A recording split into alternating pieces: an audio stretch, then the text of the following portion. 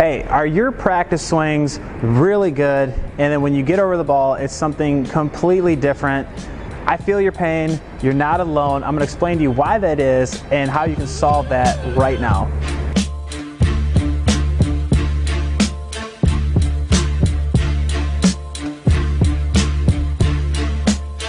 Hey there, welcome to Champion Ways. My name is Kyle Alderink, and I am all about teaching you how to perform at your best level. And a big performance key is bridging the gap between the practice swing and the actual swing. So if you're watching this video or stumbled along it, I'm sure at some point you have felt like you've made world-class practice swings and then you get over the ball and it's something completely different. You're not alone. This happens to a lot of people. Here's the answer of why that happens, and why that happens is the goal changes. So what I mean by that is when you're taking a practice swing, and it might be just, get the club in a certain plane or fluid swing or get the divot in the right spot, whatever your stuff is. And then we step over the ball, and now it's kind of about where the ball is going to end up. So if you think about this, over the practice swing, there's no anticipation of a result because there's no ball there. So all it is just making a good swing.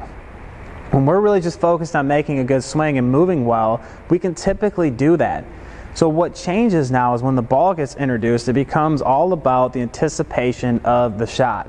Where is the ball going to go? And when it really gets bad, and for you that really have a wildly different actual swing than practice swing, there's a lot of anticipation of a negative result.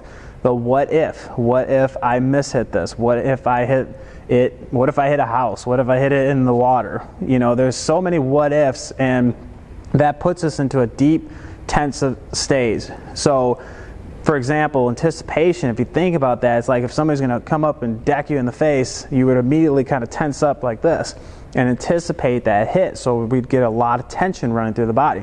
This is what changes as we get that anticipation of a negative result or where the ball's going to end up. It's the same thing. So players that really get into a good zone, a good rhythm, they're just kind of swinging away. They're so confident where the ball's going to go, there's nothing holding back. They're swinging with complete rhythm. That's why every single time I've ever heard anybody describe what they like about a swing, it's effortless, it's smooth.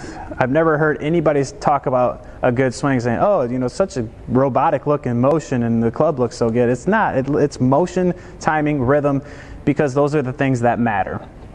You know what I mean? So that's a big deal, and typically that happens when there's not a deep anticipation of a negative result. So how do we change that? Your goal is you have to have a system to judge what you need to judge. So for example, if you're working on just a smooth rhythm, then your goal might be to be over that ball just thinking 1, 2.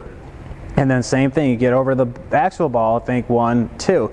And you're going to judge it on a scale of 1 to 5 maybe, and just say 5 was the absolute best I could do with that, 1 was the absolute worst where I was thinking a lot about the ball.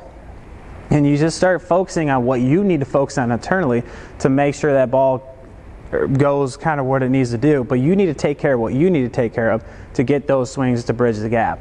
So the goal needs to be the same from practice swing to actual swing. You're going to start figuring it out pretty quick now that you know this information, that I'm guessing that isn't the same. The thoughts are wildly different from practice swing to actual. So you need to start really understanding what you need to be focusing on, what you need to be thinking on. That is what's going to change the game for you immediately.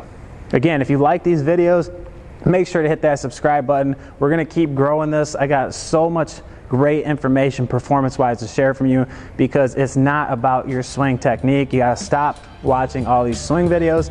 It's about this type of thing and understanding how to control our thoughts, our body, and this is what's going to change performance. So subscribe now, and we'll see you on the next one.